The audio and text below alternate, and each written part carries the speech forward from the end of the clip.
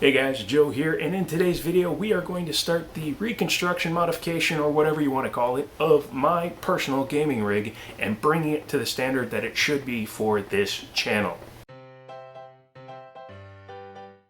If you're new to the channel, thanks for checking it out. I really appreciate it. I do a little bit of everything on here, so feel free to check out some of the 800 or so videos that are available to you. Also, if you aren't subscribed, maybe consider doing that down there and using the Amazon affiliate link as well. You'll help the channel grow.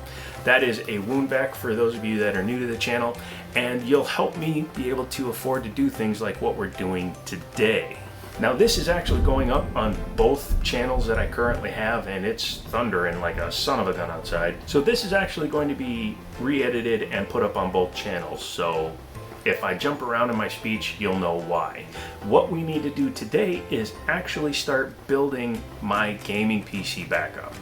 If you recall from this previous video, I built an X99 system in a X71 case from Thermaltake, and I did it too fast. I did it very quickly. I just threw the system together. It wasn't what I really wanted. The water cooling component was pretty messy. The cabling wasn't that great. Just in general, for a case that size, it should have been a lot nicer and neater and tidier than it wound up being, and I regret that. So now I've sold that system on, and I picked up this system for a pretty good price. This system was on Facebook Marketplace, and I traded my X79 Workstation for it. And I got a hell of a deal because the graphics card that isn't in there is a 5700 XT, and you can see all about that up here if you haven't seen that video yet. But what we're going to do today is we're going to finish disassembling what I put into the X71, which is a bunch of parts that were left over after I sold the parts to the X99 build. And then we're going to figure out exactly where the motherboard and the relation to the water cooling is going to be. I don't know why I'm looking up, and I don't know what I'm doing with my hands. So what we're going to do in this video today is we are going to put the motherboard in the case. We're going to get the tubing runs kind of planned out. We're going to start the tubing runs, but we aren't going to try to complete the computer today because I don't need to. Now, normally I would be ripping apart my main system because that's usually what I'm going to use to mock up for the water cooling and all that good stuff. Well, luckily this system over here has the parts that are going into my main gaming rig, and it doesn't have to be a world-class machine. This is just going to be a Ryzen 3600 on a B450 motherboard, because for me, for my basic gaming needs at 1440p, this CPU is strong enough, the 5700 XT is strong enough, and if something else comes up down the line, we'll consider changing it up. So what we got to do now is we're going to take that off the desk, we're going to put the X71 on the desk, and we're going to talk about what still needs to come out of the X71 and the changes we're making to the build, because it is a pretty significant difference between that one and this one. So buckle up and let's get going. Now, I'm sure part of you is saying, why are you building on that desk when you have that bigger desk over here and that little end table right there? Well, as you can see, that one's covered with junk and this one isn't. This one's also kind of centralized in the room. I'm waiting to get some shelving that's going to go up here on this wall, and it will store all my products. Might put it into my walk-in closet. I haven't decided, but we'll figure that out when the time comes. But first thing we need to do is go ahead and bring that off of the desk and bring that big bad boy up onto the desk. So this is the state of the X71 as you see it today. What I did was I wound up removing the X99 system, tearing it all apart, as well as pulled out the top radiator already. And what I need to do today is finish removing the water cooling gear.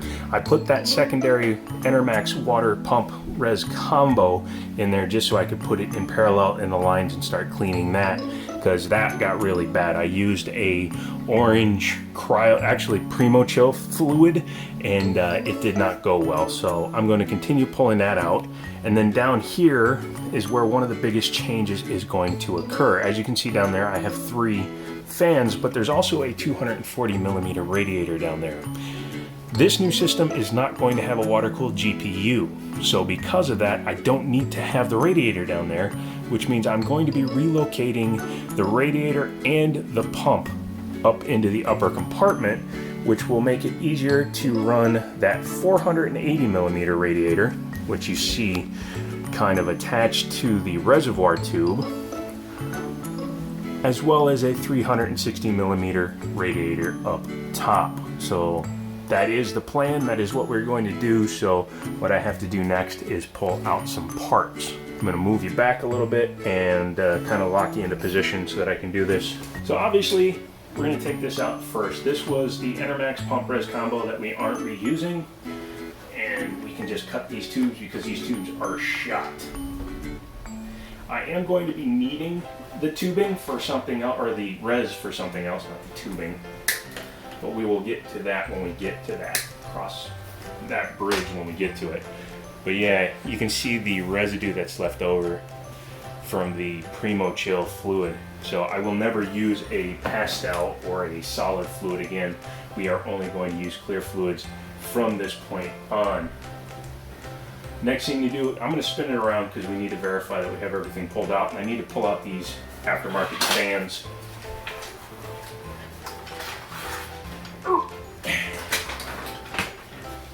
So here on the backside, you can see that we have a lot of parts still installed. We have the fan controller, the Thermaltake fan controller there, one down here in the basement, as well as my Alpha Cool Ice Decker pump. This is a good pump, it works well. Just need to make sure that the system is empty, and it appears to be, but just in case, I'm gonna use this giant drain bucket. I flushed it a bunch of times to try to get as much of the red fluid out. Looks like there's still a little bit of fluid in the pump, mainly because of what's still in the radiator. This lower radiator still has fluid, and this 480 mil radiator still has fluid. So I need to actually get all that out. And I think the way to do that is, no, I do not want to do what I was about to do. You do not want to blow the wrong direction into these pumps. The 655 pump, you can cause damage to the impeller because it's just sitting there, and I don't want to do that. So I'm going to start disassembling it. I'm going to pull that out, and then I'm going to come back. This is just like I normally build it, a little bit vloggy, a little bit jumpy, but it's the easiest way to do it without killing my phone as well as all the other components. So the bottom radiator is out. It's a pretty easy thing to do, and I was hoping I could get 3 140 millimeter fans in here, but it doesn't look like that's quite going to be the case. Maybe if I space them out a little bit more. I haven't really figured that part out, but once I do, I'll get them in there. I want to try to find a way to use these EK Vardar fans. These are very nice fans, and I'd like to have them in there, even though down here there will be nothing left. I'm pulling the pump out, but it will, you know, keep the hard drives that I'm going to put down there, hopefully put down there, keep those nice and cool. Although they're hard drives, they shouldn't get that warm anyway. But yeah, next thing to do is pull the pump out, and I have to decide how I'm going to mount that. I think I'm going to do kind of a slightly different mounting position than what you're currently seeing. So yeah, let's try to figure that out. And what we have here is another one of the quick mods I did. I say mods, but quick damage I did to the case in order to do what I did, which was fit 4 120 millimeter fans in the front. In order to do that, you need to actually kind of mutilate the inside of the case here, because this is normally a cage that just fits 3. But I modified it so that the other fan would fit up here inside where the hard drives would go. That's a 5 1/4 inch bay. So DVD drive, Blu-ray drive, whatever you might want to put up in there. But I went ahead and modified it so that no longer worked for that function, and instead you have the fans mounted this way. The other thing I'm going to do is this fan and this fan are coming out, so it's just going to run 3 140 millimeter RGB fans that I can set to white. I also really need to clean these fans off, but I'm taking, these fans off because I'm taking that 480 millimeter radiator out. I have to decide whether I'm going to run the 240 or just a 361 single radiator for now. I don't like this 480 simply because of how thick it is. I think it's too thick for my purpose in this particular case. I'd rather have one that's thinner, something along the lines of this, which is only about 2/3 the length. But I'm also thinking I'm going to mount the entire radiator and res combo against this back wall, possibly. I haven't decided yet. If I forego that, I'll just run the 360 up here and run all the water cooling gear this way. it's hard to decide what I want to do, but I'll get it figured out here as we put things together. So just kind of bear with me, guys, and I'm getting it figured out. Complete disassembly has been achieved. It took quite a while, but now that we're here, it's ready to start planning stuff out. First thing I need to do is I actually have to go ahead and pull the motherboard out of the other computer and put it in here, which will tell us what kind of spacing we have, because I need to determine how this is going to get mounted, because if I can't find a good place for this up here, it's going to kind of derail my plans. And as I said, I'm not using the 480 millimeter radiator anymore, so I'm just going to be using probably the 360 millimeter and the 240 millimeter. I really wish I had some 140 millimeter spaced radiators, because I'd really like to use these EK Vardars, as I said before. But I'm going to put one back here, and I'm going to put the other fans up front. So if I have to just run no LEDs, I will, but I would prefer to have some control over the LEDs that are in this system. So yeah, next thing to do is get the motherboard out of the other case, put it in here. Once it's in here, we can start planning out the loop. And now that I'm getting ready to pull out this motherboard, let me just show you how tightly it fits into this cheapo case that it's in. Dark flash, I mean, cheapo is probably not the correct word, just the inexpensive and small case. It's much too small for a motherboard of this size. So we're going to pull that out, and we will be then one step closer to getting this put into that one. I don't know if I ever showed this before, but I bought this Barrow AMD AM4 block a long time ago, and I used it very, very briefly on a 2700X that I had built, but I wound up selling it. I kind of like it. I think it looks pretty good, and it will fit in with the Strix. And that's where a couple of my fittings have been that I couldn't find. God dang it. I've been looking for those for a while. But this comes with the retention plate and everything else needed to put it onto this system, so. Although, I'm going to get it installed and I'll come back. This might look a little bit underwhelming in terms of this radiator, but I'm doing this on purpose because I don't want to run that super thick 480. So I have the 360 mounted here. These are both XSPC radiators. And this one has to be put into a pull configuration, because with these hoses, or tubes, excuse me, I don't know why I said hoses, this is not a soft tubing, but because of the fact that I want to run this hardline this way, I have to actually mount the fans in a pull. Doesn't really matter, because this plus this, just for an AM4 that's barely going to be overclocked, if at all, shouldn't be a problem whatsoever. But you can see this is the general idea of what we're going to be running. What I need to do is create just a simple pipe that's going to come up from here, over to here, and into there. So I'm thinking probably just come out here, simple bend, and then down, because I want to make sure that I can clear the RAM so I can pull this RAM out. This is not the RAM that's going in. This is actually taller than the RAM that's going in here. So it's good to have this RAM in the system right now. I'm actually running a 32 gig kit of Corsair Vengeance Pro RGB. This is just a 16 gigabyte kit of T-Force, Delta, and it's the Tough Edition RAM. One of my buddies kind of wants this for one of his builds, so I'm holding on to that for him. But what I've also been able to do is just use offshoots. This came out of the previous version of this system. However, I've changed it. It used to drop down lower and come across. This one, I say across, and I apologize, across the entire system, but this one is actually parallel to the radiator, and it comes in, and I lined up the radiators to be equal. Now here's the good thing.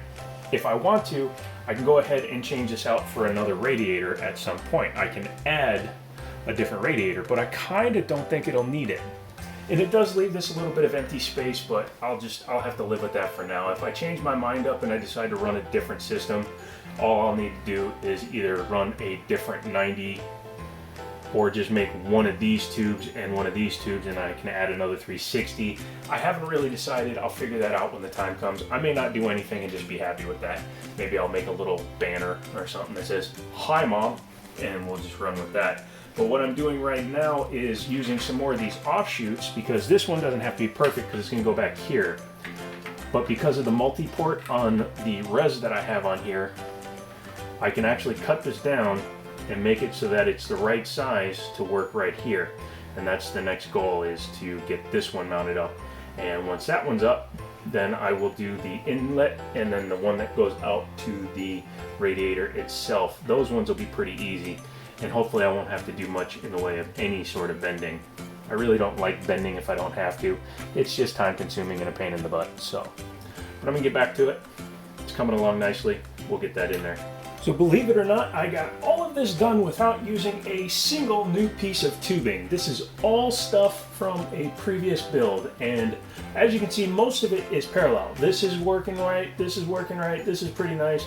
This is the only really meh tube in the whole thing, and that's just because I really didn't feel like bending a new piece of tubing.